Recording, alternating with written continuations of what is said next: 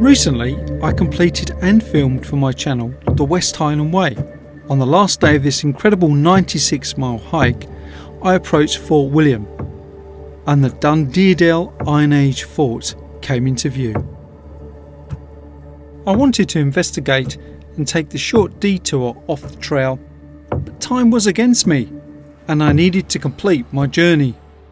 But now, on this micro-adventure, I want to explore a story that is nearly 2,500 years in the making. It's a story of blood, kings and conquest, and it's right here on the West Highland Way.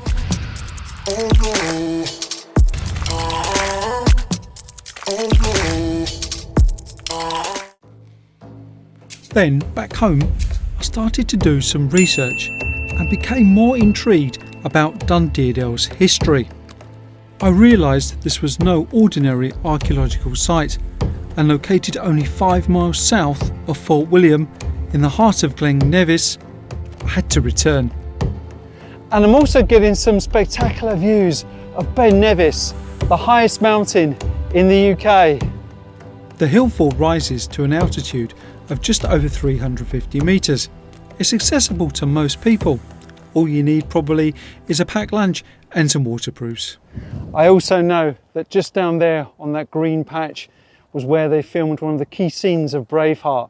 The scene where the young William Wallace was at home with his family and the English came to run them through. And that whole scene took place just down there. Built in the British Iron Age, the fort predates any Roman occupation of the British Isles. The site was then occupied by various peoples, from the Picts and the Celts in a post-Roman era. It is spectacular to be here. The history that must have taken place upon this mountaintop, the people that must have lived here, the people that lived, the people that died 2,500 years ago. This was a thriving community.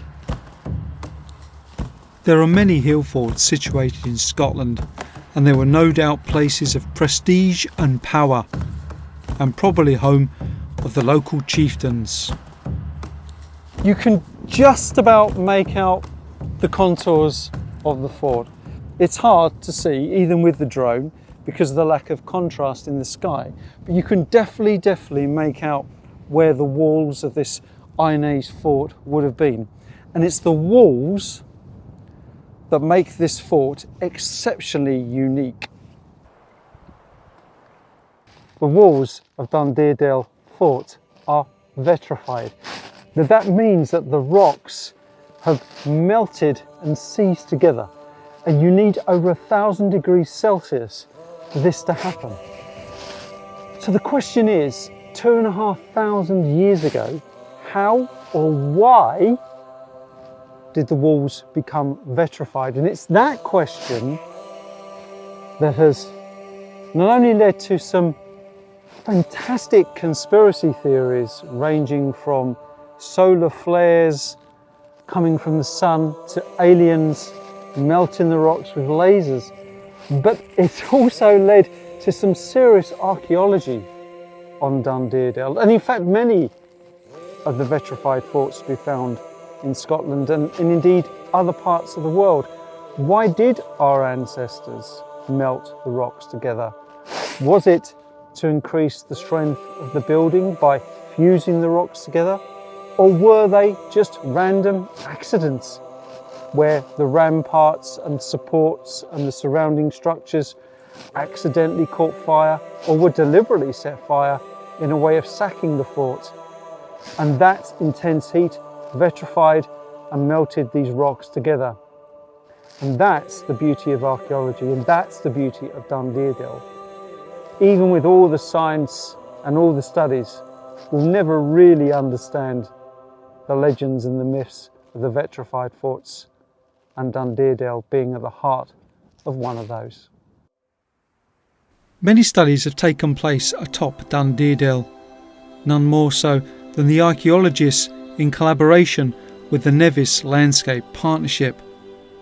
But as a layperson visiting the site with only a smattering of knowledge of the past, it's obvious why this location was chosen by our ancestors.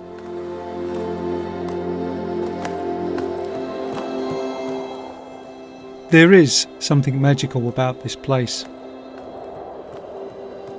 There may be little physical evidence left, but you do get a sense of awe and wonder.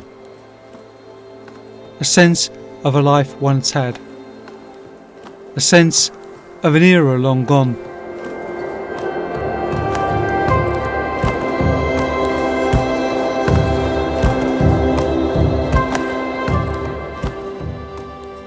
Deardale is that place.